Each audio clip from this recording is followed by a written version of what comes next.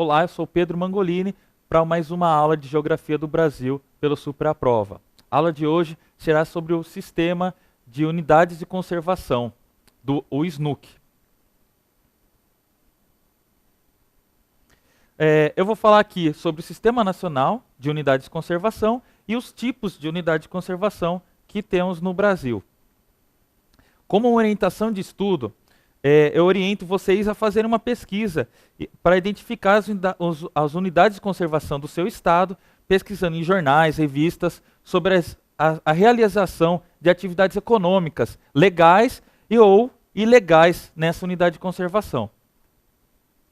O Sistema Nacional de Unidades de Conservação, o SNUC, ele surgiu como lei em 2000, que prevê mecanismos para a defesa de ecossistemas naturais, de preservação de recursos naturais contidas neles.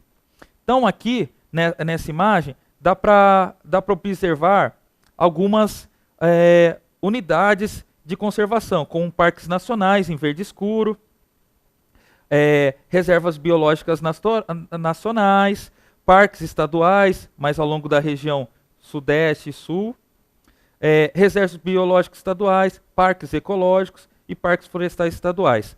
Dá para perceber pela legenda aqui que quanto maior o círculo, o polígono, maior é a extensão dessa área preservada. Então, temos grandes áreas, razoavelmente grandes áreas na região norte e bastante propriedades, reservas e parques, mas de menor área na região sudeste e sul. Sobre o Sistema Nacional de Unidade de Conservação, o órgão responsável é a unidade de conservação, o Sistema Nacional de Unidade de Conservação. Porém, tem alguns responsáveis que devem gerir e proteger essas unidades de conservação, como o ICMBio, na esfera federal, que é o Instituto de Chico Mendes, e nas esferas estaduais e municipais, os sistemas estaduais e municipais de unidades de conservação. As unidades de conservação são recursos territoriais, incluindo seus recursos ambientais, com características naturais relevantes, que têm a função de assegurar e preservar esse patrimônio biológico muito importante para o Brasil. As unidades de conservação também asseguram para as populações tradicionais o uso sustentável dos recursos naturais de forma racional e ainda proporcionam às comunidades do entorno o desenvolvimento de atividades econômicas sustentáveis. Vale lembrar, então é bom ter atenção, que essas unidades de conservação só existem porque essas populações tradicionais estavam lá preservando e com seus usos, as suas atividades econômicas sustentáveis, preservando esse ambiente. Através do que? Como?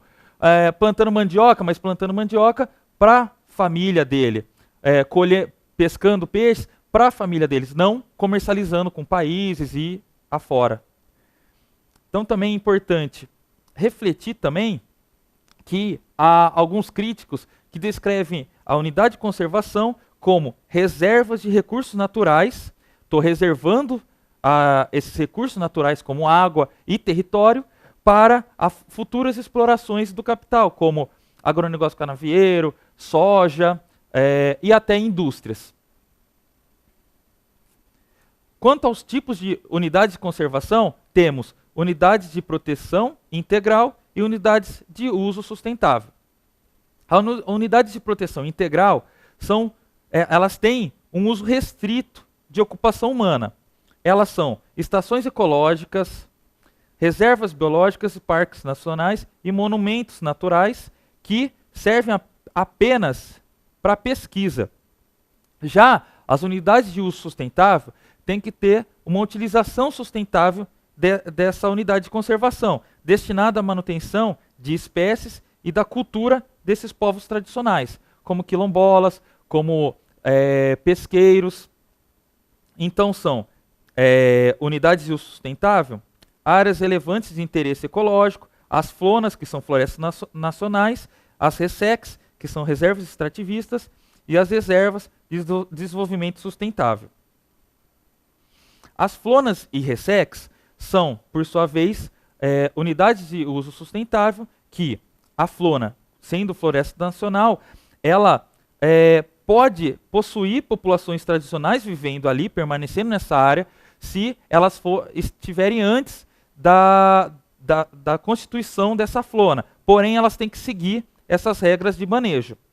Já as ressex, que são reservas extrativistas, elas são utilizadas por populações extrativistas tradicionais que possuem um meio de subsistência baseado no extrativismo, na agricultura de subsistência e na pecuária, na criação de animais de pequeno porte, utilizando essa natureza em prol deles, mas de forma sustentável.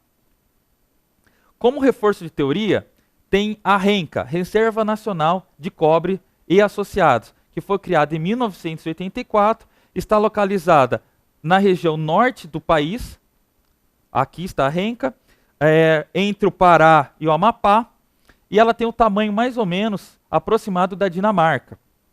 A RENCA, ela,